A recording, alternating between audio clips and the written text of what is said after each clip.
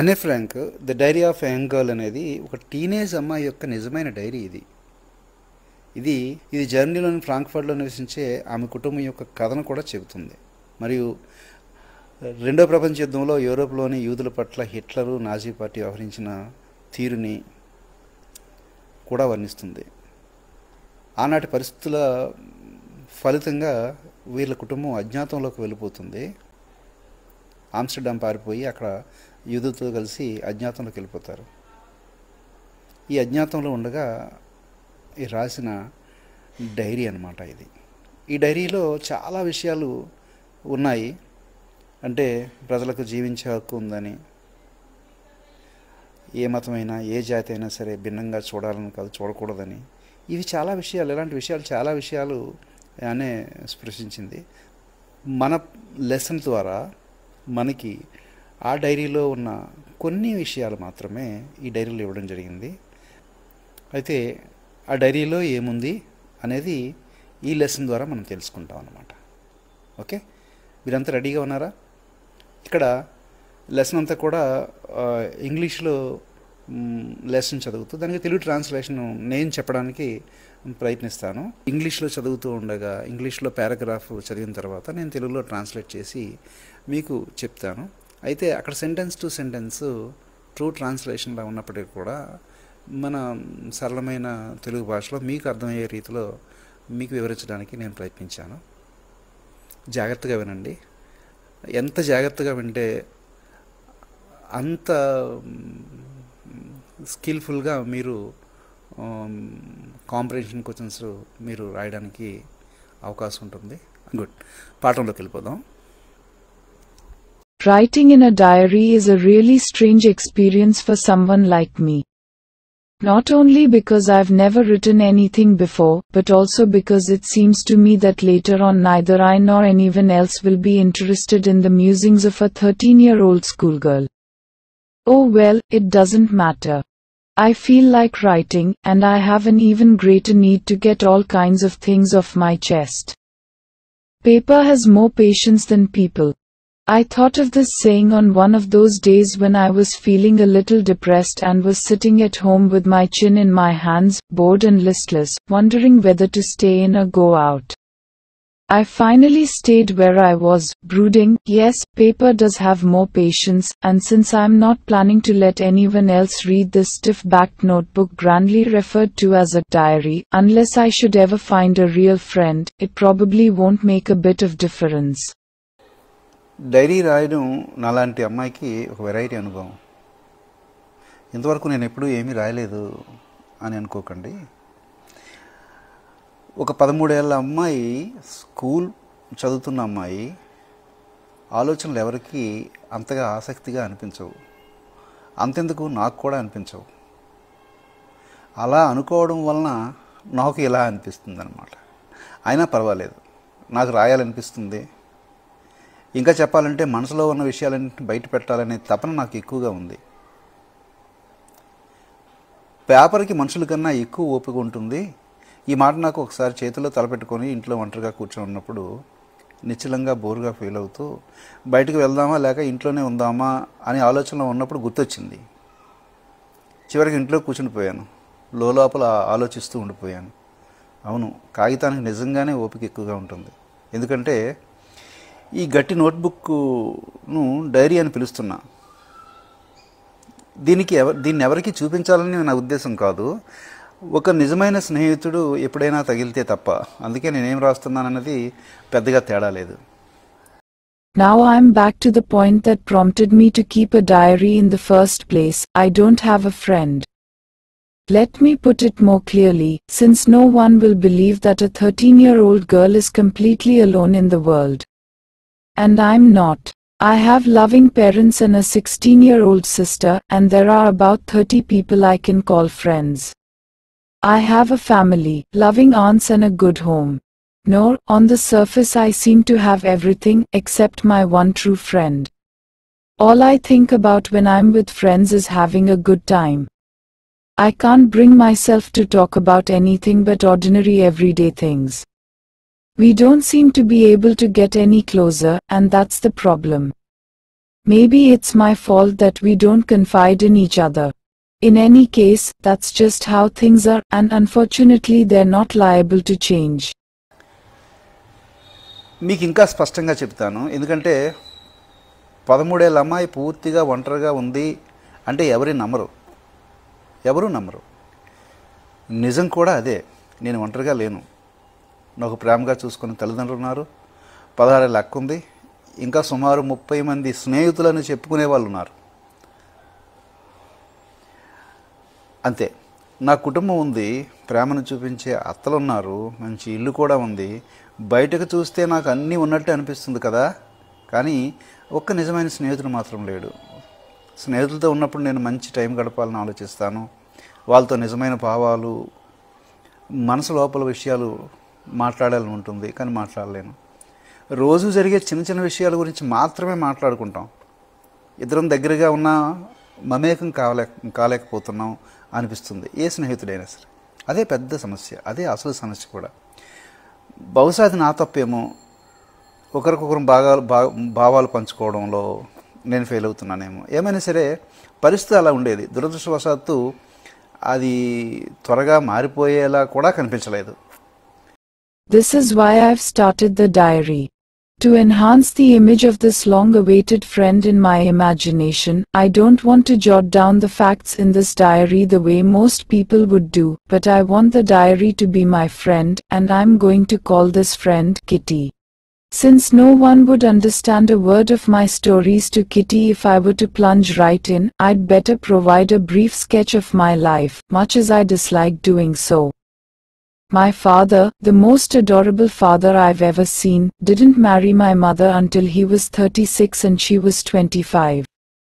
My sister, Margot, was born in Frankfurt in Germany in 1926. I was born on the 12th of June 1929. I lived in Frankfurt until I was 4. My father emigrated to Holland in 1933. అందుకే నేను ఈ dairy రాయడం ప్రారంభించాను. ఎప్పటి నుంచో ఎదురు చూస్తున్న స్నేహితుని చిత్రాన్ని నా ఊహల్లో స్పష్టంగా తయారు చేసుకొని ఈ డైరీలో చాలామంది చేస్తుండేలా సాదా విషయాలు రాయడం నాకు ఇష్టం లేదు. నేను ఈ డైరీని ఒక స్నేహితుడిగా భావిస్తున్నాను. ఈ స్నేహితుడికి నేను కిట్టి అని పేరు కూడా పెట్టాను. నేను కిట్టితో నేరుగా కథలు చెప్పడం మొదలుపెట్టేస్తే ఎవరు అర్థం చేసుకోలేరు కదా. కాబట్టి నా జీవితంపై ఒక చిన్న పరిచయం ఇవ్వడం మంచిదని కూడా అనిపిస్తుంది. ఆ పరిచయం ఇవ్వడం నాకు ఇష్టం లేకపోయినా ఇస్తున్నా. మా నాన్నగారు నాకు ఎంతో ప్రేమతో ఉండే ఒక ఉత్తమ తండ్రి. ఆయన 36 ఏళ్ళ వయసులో మా అమ్మని 25 ఏళ్ళ వయసులో పెళ్లి చేసుకున్నారు. మా అక్క మార్గట్ 1926లో జర్మనీలో ఫ్రాంక్ఫర్ట్లో పుట్టింది. నేనేమో 1929 జూన్ 12 జన్మించాను.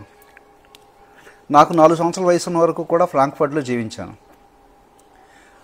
1933లో నాన్నగారు నెదర్లాండ్కి వలస వెళ్ళారు. My mother, Edith Hollander Frank, went with him to Holland in September, while Margot and I were sent to Aachen to stay with our grandmother. Margot went to Holland in December, and I followed in February, when I was plunked down on the table as a birthday present for Margot. I started right away at the Montessori nursery school. I stayed there until I was 6, at which time I started in the first form. In the 6th form my teacher was Mrs. Kuperis, the headmistress. At the end of the year we were both in tears as we said a heartbreaking farewell. In the summer of 1941 Grandma fell ill and had to have an operation, so my birthday passed with little celebration. Grandma died in January 1942. No one knows how often I think of her and still love her. మా తల్లి Edith హాలెండర్ Frank కూడా సెప్టెంబర్లో నాన్నతో కలిసి నెదర్లాండ్స్లో వెళ్ళింది. మేమిద్దరం అంటే నేను మార్గోటు మా అమ్మమ్మతో ఉండడానికి ఆకెన్ అనే ఊరికి పంపించబడ్డాం. మార్గోట్ డిసెంబర్లో హాలెండ్కి వెళ్ళింది. నేనేమో ఫిబ్రవరిలో వెళ్ళాను. అప్పుడు నన్ను మార్గెట్కి బర్త్డే గిఫ్ట్గా టేబుల్ మీద పెట్టేశారు. అక్కడే నేను మాంటిసోరీ నర్సరీ స్కూల్లో జాయిన్ అయ్యాను. స్కూల్కి వెళ్ళడం కూడా ప్రారంభించాను. 6 సంవత్సరాల వయసు వచ్చే వరకు కూడా అక్కడే చదివాను. తర్వాత ఫస్ట్ ఫార్మ్లో చేరాను. అదే ఫస్ట్ క్లాస్ అనమాట. 6th ఫారంలో నాకు టీచర్ మిస్ కూప్రెస్ అని టీచర్ ఉండేవారు. ఆమె హెడ్ మిస్ట్రెస్ కూడా. ఆ సంవత్సరం చివరిలో మేమిద్దరం కూడా కన్నీళ్ళతో విడిపోయాం. అంటే ఆ టీచరు నేను కూడా. ఆ వీడ్కోలు చాలా బాధాకరంగా సాగింది. 1941 వేసవిలో మా అమ్మమ్మకి అనారోగ్యం అవడం వలన ఆపరేషన్ చేయించుకున్నారు. అందువల్ల ఆ సంవత్సరం నాకు పుట్టినరోజు పెద్దగా జరుపుకోలేదు. అమ్మమ్మ 1942 జనవరిలో మరణించారు. ఎన్నిసార్లు ఆమెను గుర్తు చేసుకుంటానో, ఇంకా ఎంతగా ఆమెను ప్రేమిస్తున్నానో ఎవరూ తెలుసుకోలేరు. This birthday celebration in 1942 was intended to make up for the other. And Grandma's candle was lit along with the rest. The 4 of us are still doing well, and that brings me to the present date of the 20th of June 1942 and the solemn dedication of my diary. Dearest Kitty, our entire class is quaking in its boots. The reason, of course, is the forthcoming meeting in which the teachers decide who'll move up to the next form and who'll be kept back. Half the class is making bets. GN and I laugh ourselves silly at the 2 boys behind us, CN and Jacques, who have staked their entire holiday savings on their bet. 1942లో నా పుట్టినరోజు వేడుక గత సంవత్సరం జరగలేదు కదా. జరగలేదు కాబట్టి ఆ గ్యాప్ను పూరించాలనే ఉద్దేశంతో కొద్ది బాగా జరిగింది. వేడుకలో అమ్మమ్మ కోసం ఒక మైనం ఒత్తి కూడా వెలిగించాను. మేమంతా 4, తల్లి, నాన్న, అక్క, నేను. ఇప్పటికీ బాగానే ఉన్నాము. ఇప్పుడు నేను ఉన్న తేదీ 1942 జూన్ 20. ఈరోజు నా డైరీని గంభీరంగా అంకితమిస్తున్నాను. శనివారం 1942 జూన్ 20, ప్రియమైన కిట్టి, మా డైరీ అన్నమాట. మా క్లాస్ మొత్తం భయంతో కదిలిపోతూ ఉంది. ఎందుకో తెలుసా? అందరూ భయపడిపోతున్నారు. ఎందుకో తెలుసా? త్వరలోనే టీచర్లు మీటింగ్ పెట్టి ఎవరు పై తరగతి వెళ్తారో, ఎవరు అక్కడే ఉండిపోతారో నిర్ణయం తీసుకుంటున్నారన్నమాట. అరే బాబు, క్లాస్లో సగం మంది పందాలు కూడా పెట్టుకున్నారు. జిఎన్ మరియు నేను, మా వెనక కూర్చున్న సిఎన్ మరియు జాక్వస్ అనే ఇద్దరిని చూసి నవ్వి నవ్వి మూర్చపోయేలా అయిపోతున్నారు. వాళ్ళు మొత్తం వేసవిలో జేబులో ఉన్న డబ్బుతో పందాలు వేసుకుంటున్నారు. From morning to night, it's you're going to pass, nor I'm not, yes, you are, nor I'm not. Even G's pleading glances and my angry outbursts can't calm them down. If you ask me, there are so many dummies that about a quarter of the class should be kept back, but teachers are the most unpredictable creatures on earth. I'm not so worried about my girlfriends and myself. We'll make it. The only subject I'm not sure about is maths. Anyway, all we can do is wait. Until then, we keep telling each other not to lose heart. I get along pretty well with all my teachers. There are 9 of them, 7 men and 2 women. అంటే ఎవరు fail అవుతారు, ఎవరు pass అవుతారని. ఉదయం నుంచి రాత్రి వరకు ఇదే ముచ్చట. నువ్వు పాస్ అవుతావు, అవ్వవు, అవుతావు, కాదనుకుంటున్నాను. అంతా ఊహల్లో తేలిపోతున్నారు. జీ ఇచ్చే రిక్వెస్ట్లు కానీ, నేను కోపంతో చెప్పిన మాటలైనా కానీ వాళ్ళు ఎవరిని శాంతింప చేయలేకపోయాయి. నన్ను అడిగితే చెప్పాలి, క్లాస్లో ఎంతమంది పుస్తకాల పట్ల అలసత్వంగా ఉన్న విద్యార్థులు ఉన్నారు. కనీసం పావుభాగం మంది మళ్ళీ అదే తరగతిలో ఉండాలి అనిపిస్తుంది. ఎందుకంటే వాళ్ళు ఇంట్రెస్ట్ చూపించలేదు కాబట్టి. కానీ టీచర్లు అనేవారు ఉన్నారు చూసారు, ఈ భూమి మీద ఉండే అత్యంత ఊహించలేని జీవులు. నాకు నా స్నేహితులకి మధ్య పెద్దగా టెన్షన్ లేవు. ఎంచేతంటే మేము పాస్ అవుతామని నమ్మకం ఉంది. ఒక్క విషయమే, గణితంలో మాత్రం నాకు చిన్న టెన్షన్ ఉంది. అన్నీ మన చేతిలో లేవు కదా. ఇప్పుడు మనం ఏం చేయగలిగేది కేవలం వేచి చూడమే తప్ప ఏం చేయలేము. అంతవరకు మనమే మనకు ధైర్యం చెప్పుకుంటూ ఉండాలి. హృదయం ఎప్పుడు కూడా లూజ్ అయిపోకుండా చూడాలి, గుండె జారిపోకుండా చూసుకోవాలని. నేను టీచర్లందరితోనూ బాగానే మెలుగుతున్నాను. మొత్తం 9 మంది టీచర్లు ఉంటారు. 7 మంది మగవారు, 2 ఆడవారు, మహిళలు. Mr. Keesing, the old fogey who teaches maths, was annoyed with me for ages because I talked so much. After several warnings, he assigned me extra homework. An essay on the subject, a chatterbox. A chatterbox, what can you write about that? I'd worry about that later, I decided. I jotted down the title in my notebook, tucked it in my bag and tried to keep quiet. That evening, after I'd finished the rest of my homework, the note about the essay caught my eye. I began thinking about the subject while chewing the tip of my fountain pen. Anyone could ramble on and leave big spaces between the words, but the trick was to come up with convincing arguments to prove the necessity of talking. Mister కీసింగ్ మాకు గణితం చదివించే ఒక old teacher, అంటే బాగా age ఉన్న teacher. నేను తరగతిలో ఎక్కువగా మాట్లాడతాను అనే కారణంతో ఎప్పటి నుంచో నా మీద చాలా చిరాగ్గా ఉండేవాడు ఆయన. ఎన్నోసార్లు హెచ్చరించిన తర్వాత ఆయన నాకు అదనపు హోంవర్క్ ఇచ్చేవాడు. చాటర్ బాక్స్ అనే విషయంపై వ్యాసం రాయమన్నాడు. చాటర్ బాక్స్ గురించి ఏం రాస్తాము అనిపించింది నాకు. అదే సమయానికి ఆలోచించకూడదు అనుకొని ఆ చాటర్ బాక్స్ అనే పేరుని నోట్బుక్లో రాసి పెట్టేసుకొని బ్యాగ్లో పెట్టేసి నిశ్శబ్దంగా ఉండాలని, అసలు దాని గురించి ఆలోచించకుండా ఉండడానికి ట్రై చేశాను. సాయంత్రం మిగతా హోంవర్క్ అంతా అయిపోయిన తర్వాత ఆ వ్యాసం విషయం మళ్ళీ గుర్తుకొచ్చింది. నేను ఫౌంటైన్ పెన్ తీసి ఓ పక్క నోట్లో పెట్టి అలా నవ్వులుతూ దాని గురించి ఆలోచించడం మొదలుపెట్టాను. దాని గురించి చాటర్ బాక్స్ గురించి. ఎవడైనా మాటలు సాగదీయగలడు. ఏదైనా రాయమనేటప్పుడు పెద్ద పెద్ద గ్యాప్స్ ఇచ్చేస్తూ పెద్ద స్పేస్ ఇచ్చి పదంకి పెద్ద స్పేస్ ఇచ్చి పెద్ద ఎక్కువగా సాగదీసి రాసేయవచ్చు. కానీ అసలు మ్యాజిక్ ఏంటంటే మాట్లాడడం అవసరమే అని రాయాలనుకొని దానికి కావలసిన కారణాలన్నీ చూపాలి అనుకున్నాను. I thought, and suddenly I had an idea. I wrote the 3 pages Mr. Keesing had assigned me and was satisfied. I argued that talking is a student's trait and that I would do my best to keep it under control, but that I would never be able to cure myself of the habit since my mother talked as much as I did, if not more, and that there's not much you can do about inherited traits.